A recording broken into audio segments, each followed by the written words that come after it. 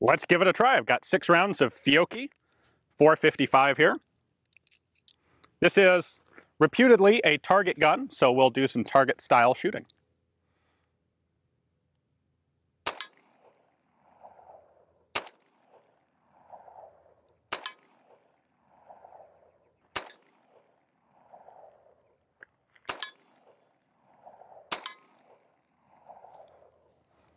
That has an interesting recoil impulse to it, in that you feel like the recoil at first, and then you can feel the slide going chunk back into battery, because this runs slower than a typical semi-automatic pistol with a slide.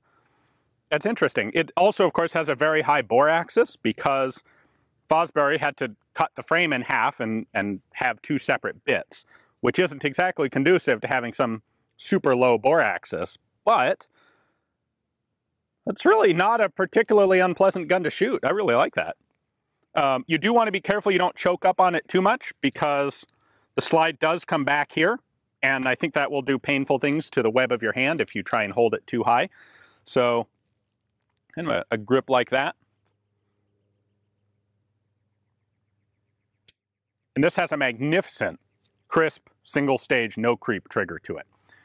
I'm going to put a few more rounds to this, and then I'm also curious how it compares to a 1911, because one of the theories at the time was that this was a much softer shooting gun than the 1911. All right, because the Fosbery is a break-action revolver, it's pretty easy to reload. Pop out all the empties, and then drop 6 rounds in here, or possibly on the ground.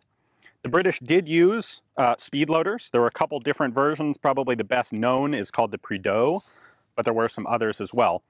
That would have clearly been the faster way to reload one of these, but even with single cases like this, it's still faster than a gate-loaded revolver. You do have to cock it first.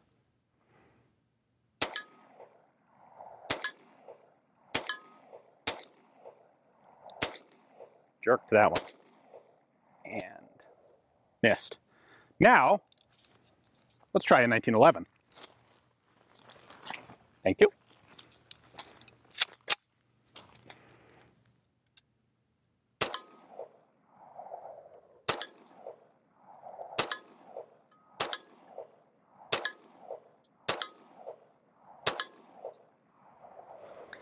All right, I would say the Webley-Fosbery is indeed a softer shooting gun than the 1911, although part of that is probably going to be the ammunition. This is 230 grain at 850 feet per second.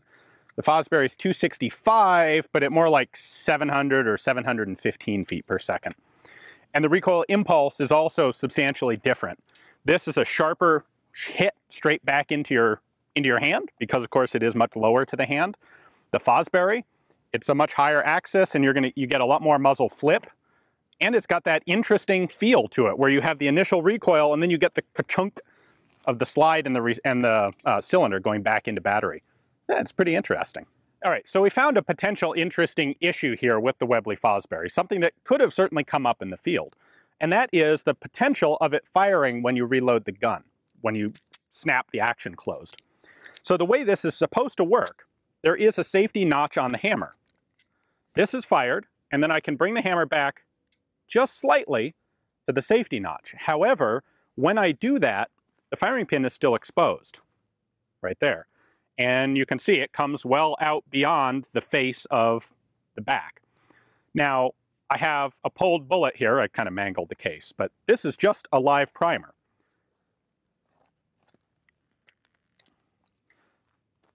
So the way this is supposed to work is, in order to open the gun, you push down on this lever, which pushes the hammer back. That pushes it back to the safety notch, and so when you snap the gun shut, it fired. There it did it. We've been going back and forth trying to figure out if this can only happen when you've got the safety notch engaged, or if the hammer has to be all the way down. Clearly, it can happen on the safety notch. Now, this is an issue of, yeah, there it is. You know, it's interesting. There's not much of a primer indent there. But that's certainly enough to fire it. So that's really a potentially scary thing.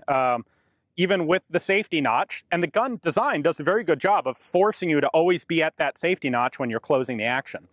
When you hit the lever to open it, it puts the hammer back there. When you close the gun, it forces that lever back and pushes the hammer back to the safety notch. But as we just saw, it can still fire a case at the safety notch. Now, it's possible that that is a specific defect of this example, but I'll tell you what, any Webley-Fosbery I touch from now on, I'm going to treat a bit differently. Specifically, the way I would go about reloading these is to actually cock the hammer and engage the safety. That brings the firing pin completely free and clear of the cylinder, and with the safety engaged, the trigger's disconnected. Now I can easily go ahead and snap this down and be safe and ready to shoot when I disconnect the hammer.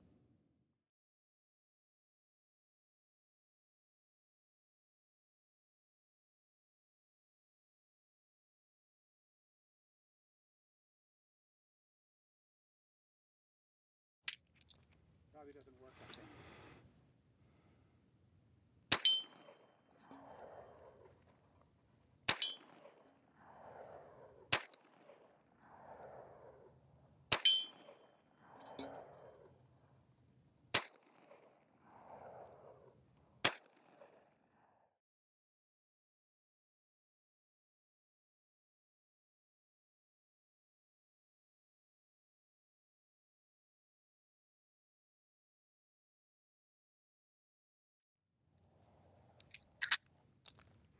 Thanks for watching, guys. I hope you enjoyed the video.